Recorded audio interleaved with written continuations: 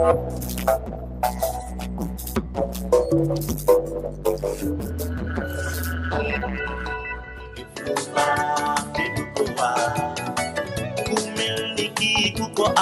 looy doyee keneen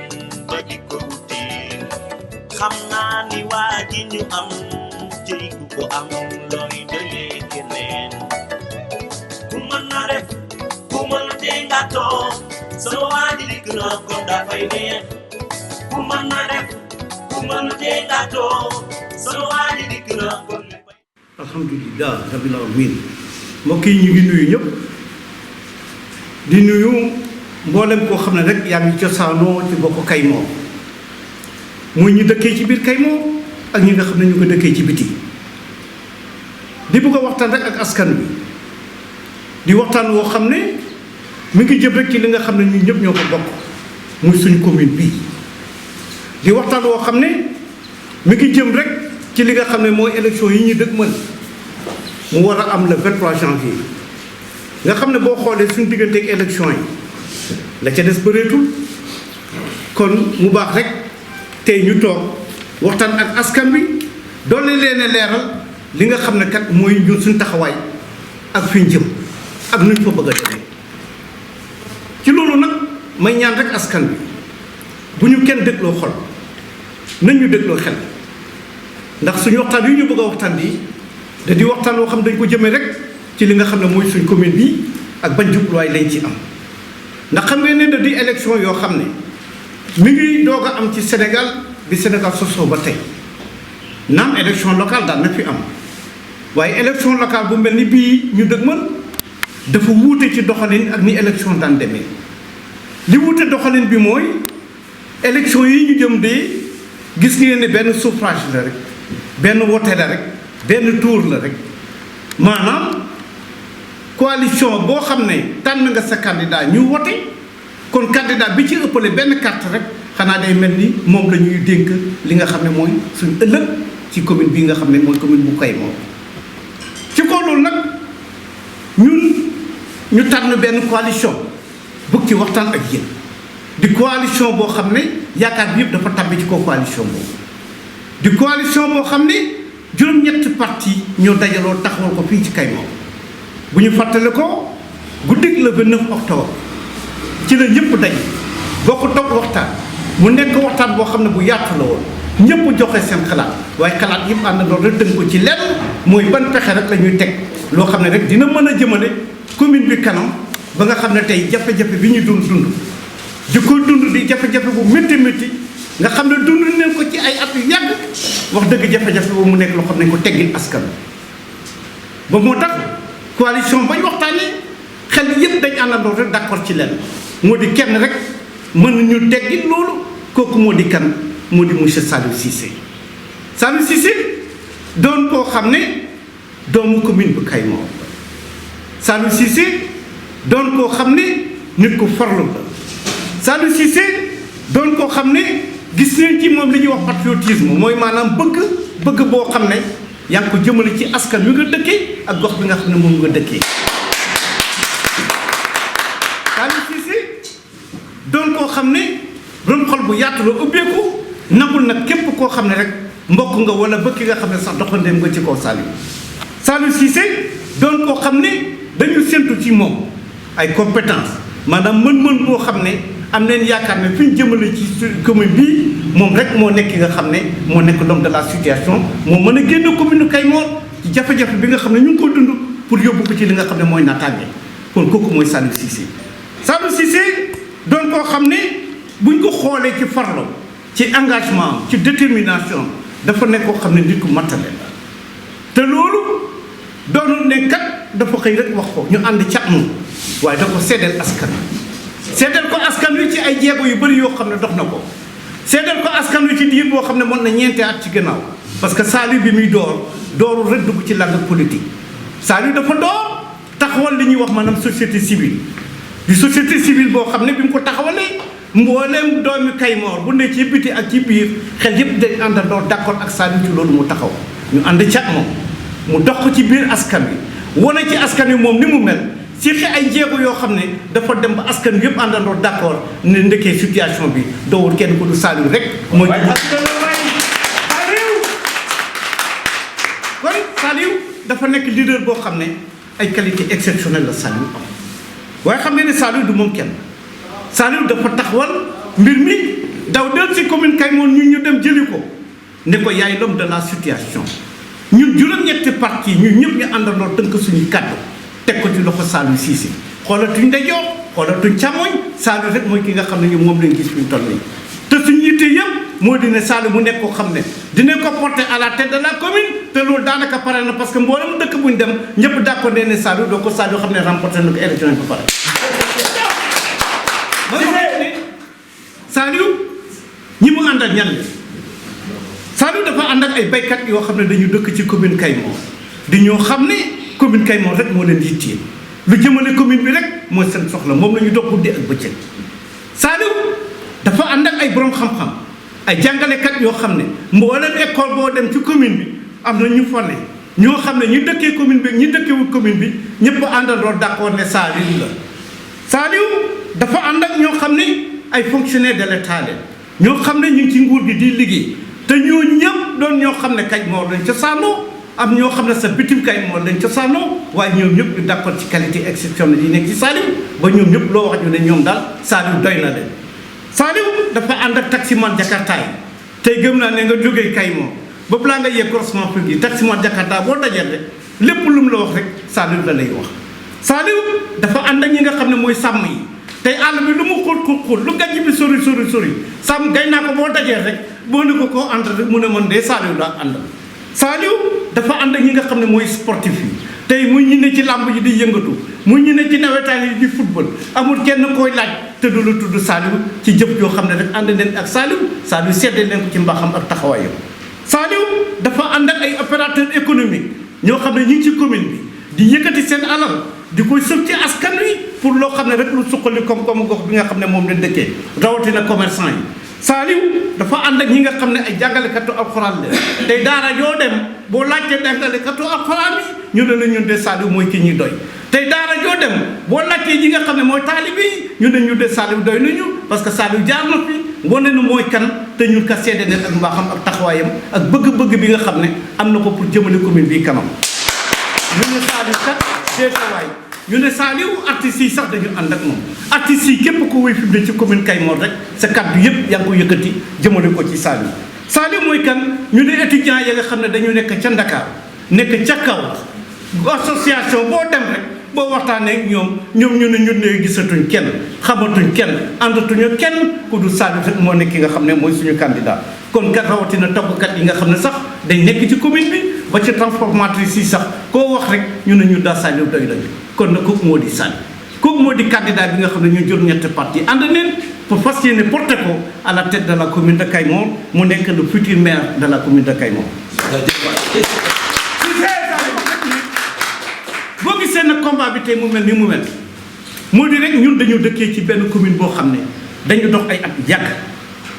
diiru at yoo xam ne toll ci ñaar fukki at keroog bi ñu génnee ci 2002 ñu jógee ci li ñuy wax délégation spéciale leen taxawalaat suñu commune bi ci kaw yeesalaat ko tëgg ko nag ci li nga xam ne moo nekk la loi 96/07 taxawal ko nag koo xam ne tey moom leen amoon yaakaar yëkkati commune bi jox ko am ci yaakaar bu rëy ragal ne dina ko doxal ci anam goñ ko bëggee waaye mu daana nu na jël boo xam ne jël bu métti la daana commune bu Kayemor parce que tey nii tey ba ñu yëkkatee mbir mi jox ko moom dafa talañ mbir mi boo leen ndombo tànk ji ak alalu commune Kayemor dem tëdd ak moom ca Nioro mu mel ni koo xam ne moom mujj soppali ko adjoint maire bu Nioro moo tax waa Nioro nee naa leen dinañ leen porter plainte suñu alal yi ñu lekk ñu tasaare ko biir Nioro dinañu ko delloo ñu delloo siyaat ko Kayemor Nioro ñoo ndóolloo Kayemor lu jafe-jafe bu dal ci Kayemor rek daanaka Nioro ñoo ñu ko teg parce que ñoo nangu suñuy maire dëkkoo ko alal ju ne ci poosam ñu nangu ko lekk ko tourné may ko jawar mu toog Nioro dëkkatul Kayemor kon mooy wax rek ne ñun suñu commune bi naam suñu at mu njëkk bi maanaam mandat bu njëkk bi sax yaakaar amoon na ci mais yaakaar bi dama bëgg ñu xam lan moo ko indi woon dafa fekk booba ñu ngi liggéey ak projet bu ñuy wax PBA dafa ñëw mu xayma maanaam dañuy wax ay critères de performance la teg mu ne dafa bëgg a seet collectivité locale yi nekk ci biir Kaolack ak ci région Fatick ban moo ci gën a dox kay moo nekk commune bi nga xam ne moo jëloon premier ci kaw jamono boobu PBA ne dama ko njukkal li ma ko njukkalee mooy na xool budget lépp lu ci investissement dama koy jël 15% li ci des maa koy financé mu nekk loo xam ne ay projet de développement lay doon atam leen wax ne dañuy tabax suñu maternité atam leen wax ne dañuy tabax suñu marché atam leen wax ne dañuy clôturer suñu école atam leen wax ne dañuy taxawalaat li nga xam ne mooy château d'eau bu Kayma kon gis nga ne atam leen tabax li nga xam ne mooy case de santé bu Darou Khoudoss atam leen tabax case de santé bu Ndimbu tabax atam leen surtout case de santé bi nga xam ne moo nekk lu mu dama ne bañ ko réaliser ci 15% yooyu nga xam ne commune Kayma joxe woon na ko PBA jàppale ñu ba ñu mën ko amal dama ne atam le investissement gëj ci commune Kayma ba fi ma leen lay waxee biir commune Kayma gi ñu dëkkee nii nga xam ne mooy chef-lieu communautaire ak yeneen dëkk yu bëri yu ko wër dama ne en 2005 leen ko gëj a gis benn investissement boo xam ne conseil municipal bu Kayma nekk na loo xam def na ko tey bu ngeen xoolee ne at boobu am na ay réformes yu am ci Sénégal ndax réforme yi moo liggéey collectivité locale yi dañu leen jokk doole parce que bu ngeen fàttale ko dañu jël seen budget yi ndax ñun suñu budget ci 6 millions la nekkoon budget bi mujjee exécuté Kayma ñu ngi ko ci 6 millions 400 mille budget boobu bi mu nekk 6 millions 400 mille ñu dem ba 2002 ñu renouveler collectivité locale yi réforme bi dafa ñëw dugg si ñu dooleel li nga xam ne mooy collectivité locale yi ñu jot les fonds d'équipement des collectivités locales jot fonds de concours jot fonds yi nga xam ne moo waroon a gunge les compétences en décentralisation ñu ne dee tawaay ñu ne kat tey commune yi dina leen jol de yeneen jàppale yoo xam ne dina mën a tax commune bi ndekk loo xam dina am doole kon suñ budget dafa jóge ci 6 millions te dem ci 250 millions mais xoolal leen ma 250 millions nga commencé ko exécuter presque 2002 ak fi ñu toll nii bi ñu ko xaymaa presque dem na ci 3 milliards 200 millions yoo xam ne dugg na ci commune Kayma te mënoo jaar benn dëkk loo xam ne sa bët dina ci tege kon loolu dafa nekk loo xam dafa doy waar ñu ne deeta waay tey nga xool commune bu Kayma bii retard bu métti boo xam ne am na ci preuve bi mooy lan barki démb gis ngeen critère de performance yi nga xam ne indi neen ko critère de performance mooy dañ xool ban commune moo ci gën a dox dañ ko xayma commune yi ci département Nioro yëpp mu nekk fukki commune ak juróom mais buñ ko xaymaa ba pare xool kan moo ci gën a dox Ngayeen moo ci jël premier moo tax damay wàcc wax Goumba Gaye gàcca nga laa ma yow Goumba loolu nag leen doon xaar ñu ci suñu maire mais Kayma mi ngi jël 10e ci 15 collectivités locales ñu daabaale sax moo ñu jiitu nga xam ne barki démb leen doo ko taxawal collectivité locale boobu kon loolu damay wax ne retard gënu ko métti ñu ne déeta waaye tey nga xool commune Kayma bii ci li nga xam ne ñun ñu ngi ciy liggéey marché foncier bi jaayam suuf ni mu taree ni mu métti ci commune Kayma amul ci benn commune bu mu ko mel dafa doy waar suuf si yëpp jël nañ ko nangu ko ci ñoo xam ne seen mamataar yi ñoo ko moomoon ñu mënu ko wëccee seen doom jëriñoo wuñ ko ñu nangu ko ci ñoom jël suuf soo dogatee ko jël ko jébbal ko ay nit jaay ko jël xaalis boobu mu nekk loo xam dañ ko mujj jël seen doo ko la preuve tey gis nga ne bi ñu xoolee 1200 parcelles yoo xam ne joxe nañ boo xaymaa xaalisam ci parcelle bu ci nekk daanaka 20 000 francs dama ne da ngay gis ne daf la yóbbu ci 96 millions yoo xam ne daanaka daggam suuf dugal na ko ci commune Kayma mais barki démb bi ñuy voté budget bu mujj bi dama ne conseil yi dëkk ci biir commune Kayma ñu ngi may dégg 960 000 leen présenté 960 000 boo ko xoolee daanaka 46 parcelles kon foo war a woon a versé 1200 parcelles 46 parcelles leen ko mujj versé te commune conseiller ñu may dégg loolu mu nekk loo xam ne nit mënu ko dégg te daggin woo xam ne la ca gën a doy waar mën na daggin dañuy mujj di jël ay suuf di koy ger dañuy ger ay xale yoo xam ne dagg ay parcelles jox leen ko pour que mu nekk loo xam ne bu ñu demee élection mu nekk loo xam ne topp seen kaw pour ma leen di jàppale ñu mën fi toogaat encore la ca gën a kéemaane moo di lan suuf dañ koy dagg di dem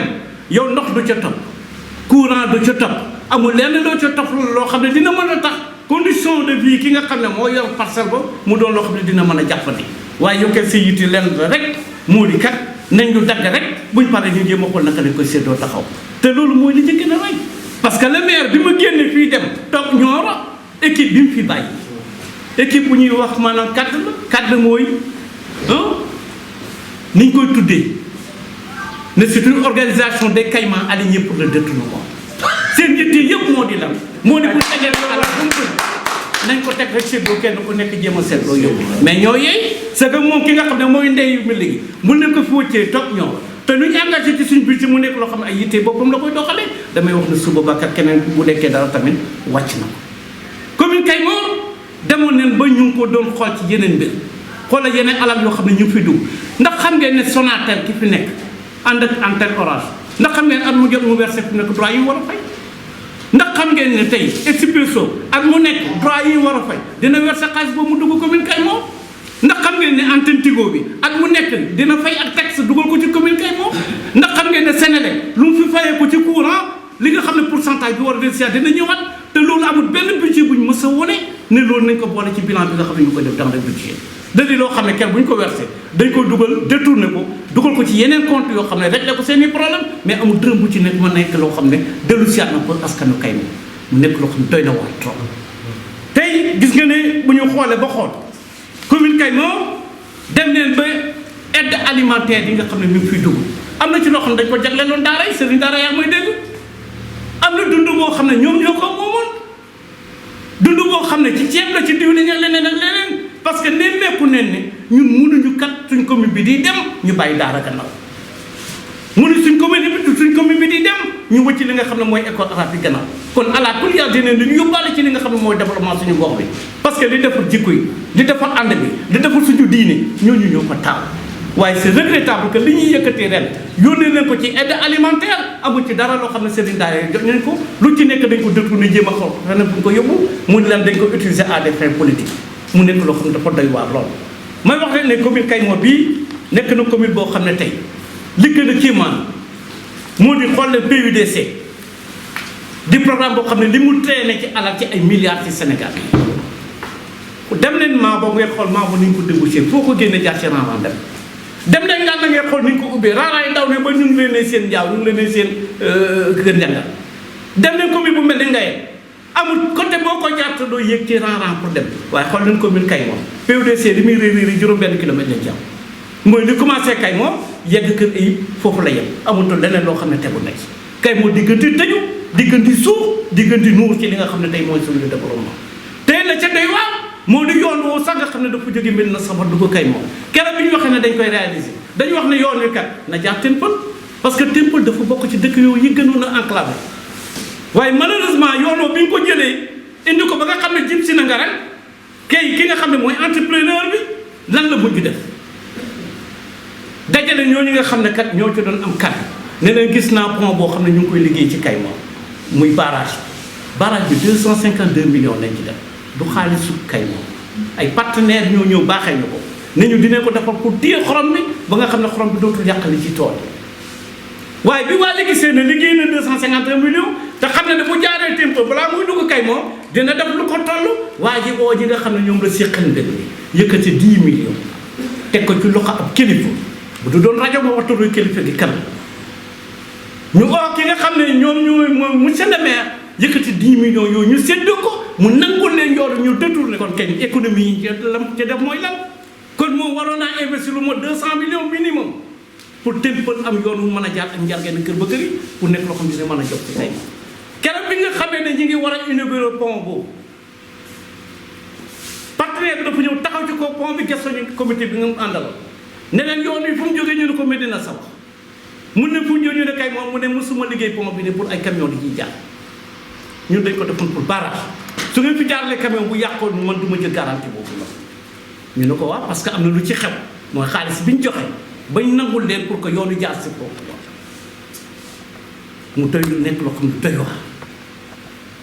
ñu ne déete waaye tey nga xool mbiru santé ni mu sooxee ci biir commune bu Kayemor Daaru Xudoos moo ci am benn dispensaire bu ñu réalisé ci biiru 20 ñaata 1954 leen ko créé woon kon kooku bokk ci réforme ak bi nga xam ne mooy bu Daaru Xudoos keroog bi nga xam ne ñu ngi koy dox dañ ko bind teg ko ci loxoom ne ko demal doxi ko doxi wut ko suñ kilifa gu baax Alaaji Cheikh Bamba moo jóg ci coobareem def ay ñaan seeti ay kilifa waxtaan ak ñoom ñu nangul ko loolu nga xam ne mooy dispensaire bu Daaru Xudoos ñu samp dispensaire ba monsieur le maire taxaw ne moom du fa dugal garabam juróomi at yoo xam dañuy voter le budget de la santé ñu jëndee ko ay garab musul nangoo yëkkati paracétamol pour yóbbul ko Daaru Xudoos ba il a fallu que sëriñ bi def ci ay intervention sous-préfet wax ci ñu doog a accepter pour jënd ay garab pour dokk yóbbul Daaru Xudoos waaye xool ma Daaru Xudoos la fa xewoon bañ ko tabaxee ba pare lan lañ fa def lal amut ca taabal amut ca ay lal yoo xam ne ciment lañ ko tabaxee ci la malade yi doon tëdd Saliou suñ candidat moo fa dem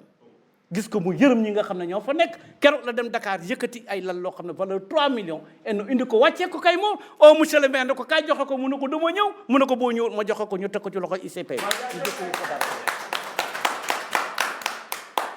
may wax rek ne tey xool leen le cas de Kër Bakary yi depuis kañ leen naaloon dispensaire boobu noonu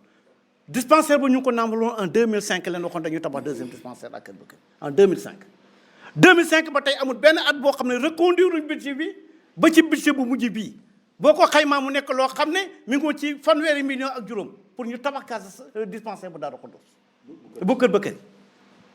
loolu amul engagé wuñ ko ñu toog ba ñu nangu sa mbir élection yi des ñetti weer ñu ne neexatoo maire dama jogante ni ñëpp mu wóor na di nga daanu ngay taxaw Kër Bakary leen dégg dispensaire waaye diggee woo ko ca ba nga koy mën nga toog ba daanu nee na nga ko diggee dispensaire dafa taxaw waa Kër Bakary doyee di wuñ yemut ca dafa def lu gën a garaaw la gën a garaaw mooy lan budget bi gi jëndoon pour santé ren juróomi million ñu ne dañ koy jëndee garab pour ñett dispensaire yi mu engagé ko génnee garab ga jël 3 millions yi 2 millions moo nekk loo xam dugal nañ ko ci dispensaire bu Kaymoor jël 1 million ca garab ga yóbbu ko dispensaire bu Daaru Xudoos ñu ne ko ana ñaari millions yi mu ne mu ngi sama poos dama ko yóbbu Kër Bakary dispensaire boo tabaxagut nga ne yaa ngay jënd garab ga boo jëndee garab gi foo koy yóbbu ba fi ñu toll nii gune Kër Bakary seeti neen ko waaye 2 millions yooyu mu ngi ci poosam ba fi may wax ak yéen kon dama ne détournement yi ci biir commune bi dafa métti dafa jéggi dayoo te loolu mooy li nga xam ne mooy li suuxal li nga xam ne mooy commune bu Kaymoor bi daana nañu te rey nañu ba moo tax tey dañ waxoon ne yoon wi kat nañ ko dox fexe ba lu ñu lëkkale ak Nganda jaar Sonkorong xool leen ci sa Sonkorong di ay dëkk yoo xam ne ay dëkk ci sax depuis kañ la fi woon yàgg lool ba fi ñu toll ni yoon wu dëkk dugg ci dëkk yooyu bu nawet xase ba jot ama fa toog foo mën a jaar te suñu yitte yëpp moo doon lan mooy lëkkale Kaymoor ak Nganda waa Nganda jëlee ne ko Nganda daw ba kër Njangaan keñ mu des fi mu nekk fukki kilomètre ak benn lan moo tere ñun ñu mën a def yitte pour mën ko mottali bañ xamee ne ñun amuñ fulla amuñ fayda pour mën ko mottali ci la ñu bàyyi toog di ñuy seetaan tey Rambali ñu ngi ko jëlee Kaffrine indi neen ko ba Njaaw Bambali waaye dama ne boo xoolee diggante Njaaw Bambali ak Kaymoor 10 kilomètres la 10 kilomètres yoo xam dox na ko 20 ans mënta sotti ñu ne déete waaye nga dem ci mbiru électrification bi am na ko fi commencé junj bi ñuy tàmbalee liggéey bi foofu nag dama bëgg ngeen bàyyi ma xel bu baax a baax a baax dama dégg ñu ngi politique yi naan fu ñu dem ñu ngay déggee ne dinañ électrifier dëkk yi dinañ yóbbu courant ci dëkk yi barki démb rek maa ngi dégg final bi woon kër Iyib ñu naan leen moom kañ balaay fan yi nii dinañ fexe courant bi nekk loo xam ne kër Iyib dina tàkk ba leer kañ lay tàkk ba leer xanaa keroog bi ñu tekkee sa ndombo tànk ngay taal courant takkal na ndombo tànk ñaar fukki xa taaloo courant ñu tekki ko nga ne di nga taal courant fu courant bay tàkkee te courant boobu dafa am lu ci xew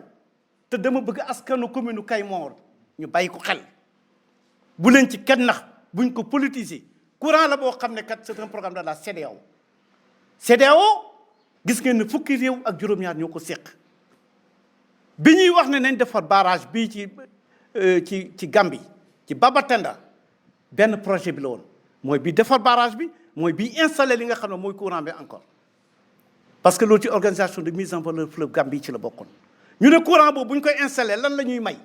Sénégal fukki junne yi dëkk la ak ñeent mboolem dëkk bu fi nekk courant na fa takk ñu ne Gambie mboolem dëkk bu fi nekk courant na fa takk ñu ne Mali mboolem courant dëkk bu fa nekk courant takk fa Guinée mboolem dëkk bu fa nekk courant takk fa kon benn barrage boobu moom moo yenn loolu yëpp loolu moo indi woon bi ngi yëngatu bi xewee ci Gambie ak yaaya CEDEAO yàkkamte woon sax pour mu dem xool leen keroog ba mu demee la CEDEAO njëkkalante installé loolu nga xam ne mooy projet boobu ñu ngi koy liggéey fii li mi ngi ni jaar ci biir commune Kaymoor ñu dédommagé képp koo xam ne jaar na sa tool dañ calculer lam jaar sa tool ñu yëkkati ko delloo la ko parce que xam ne haute tension moo ciy jaar mu nekk loo xam ne Sénégal yëpp dañ ko jëriñoo ji CEDEAO yëpp dañ ko jëriñoo ji li tax na ñu njëkk a am ñeneen ñi mooy lan Biteye ki nga xam ne moo nekk directeur général bu Sénélec doomi département Nioro la mu nga dëkk Mbiteyeen Waalo la dëkk Biteye képp ko dem Medina Baye xam ne Biteye taalibe Baye la Biteye am lu mu bëgg li mu bëggoon mooy lan mooy yëlif région bi ci politique dégg ngeen ko Kaolack tey moom leen proposé comme candidat conseil régional conseil départemental bu Kaolack kon la mu doon yóotu moo di loolu moo taxaw mu ne na anticiper ba moom mu jëfal département Nioro loo xam ne dina tax ñu jàppale ko ci lu mu bëgg loolu moo tax mu daw installé fu courant ne ñu ñëw ci mujj a jot nag su ma laajoon ko mel ni Babacar Badiane animateur la boo xam ne ba muy dugg ca Ndramé Escale di gis courant ba tasaaroo ca dëkk yooyu loolu du tey yàgg na ay atu yàgg la ci ginnaaw ñun kay ñoo ci doog a jot kon ngeen xam ne courant boobu bokkul ci li nga xam ne mooy xaalis su commune bu Kayemor état moo ko financé état jaarale ko CEDEAO pour que mu nekk loo xam dina ko mën a amal tey bu ñu bëgg a xayma suñu maire duñ ko xayma ci li état indi mais dañ ko xayma ci koppar yi ñu ko jox lan la ñu ci defal waaye nit ki mënoo ko xayma ci loo xam ne benn jàppalekat moo ko jël indi ko mu doon koo xam ne it nag xool leen jàppalekat yi commune Kayemor amul benn jàppalekat boo xam dugg nga ci commune Kayemor te dàqul la muy waa ANCAR am na ñoom problème muy waa Parerba am na ñoom problème muy waa Symbiose am na ñoom problème loolu indi na ba waa plan international loolu indi na bu ngeen xoolee forage yi ñu waroon installé au niveau de Dialakone gi mu dëkk forage boobu tey ñu ngi ko jël yóbbu ko Medina Mbaye forage bi ñu waroon installé au niveau de Sotokoy tey ñu ngi ko fi jëlee ñu ngi ko yóbbu Kër Daam au niveau de Ndramé Escale Kayemor toog nag des ak loxoy neen dañu am chance sax ba nga xam ne bu Kayemor installé ne ko mooy nul n'était pas cela damay wax ne la tey commune Kayemor Parerba na fi intervenir ba génn ñi beeg ay loxoy neen te mu nekk benn investissement duñ ko fi def kon dama ne kooku boo ñëw utal partenaire waaye ay la éwen doo ñu bàyyee partenaires yi ñu am te partenaires yooyu indiwul leen xam nga lu leen indi Kayemor dafa bokk ci zone rouge mooy nekk tey mooy commune bi nga xam ne booy xool li ñuy wax le changement climatique mooy commune bi mu gën a laal maanaam soppeeku jaww ji commune bi mu gën a laal bu Kayemor da ci bokk loolu moo tax saa yu ñu tëggee projet yi ca Ndakaaru ne kat dem leen ci biir réew mi pour dimbali ji askan wi ñu ne commune Kayemor bokk na ci ñi gën a yeeyoo ndimbal loolu moo indi projet yi ñu ñëw fii waaye nekku ne benn kenn koo xam ne moo ko jàpp ci loxoom pour xëcc ko mu ñëw kon damay wax ne kat ñun bu ñu amee maire boo xam ne rey na suñ commune bi suuxal na suñ commune bi tardal nañu kooku damay wax ne kat mënatuñu continuer ak moom ba moo tax bés ni ki tey dëkk yëpp àndandoo ne d'accord ne wàccee neen ko nit ñi doyal ne sa wàcc na te yeggagul élection moo tax ñëpp d'accord na ne fi mu ne que Saliou Cissé leen bëgg a installé pour que ne mu nekk le prochain maire de la commune de Kayemor kon nag mbokk yi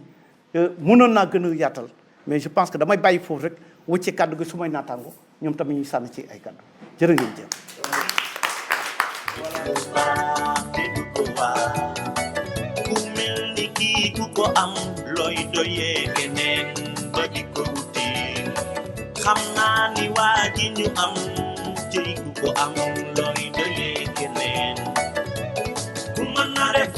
ku mën tee nga toog sama waa ji dikk na ko dafay neex ku mën na def ku mën tee nga toog sama waa ji dikk na ko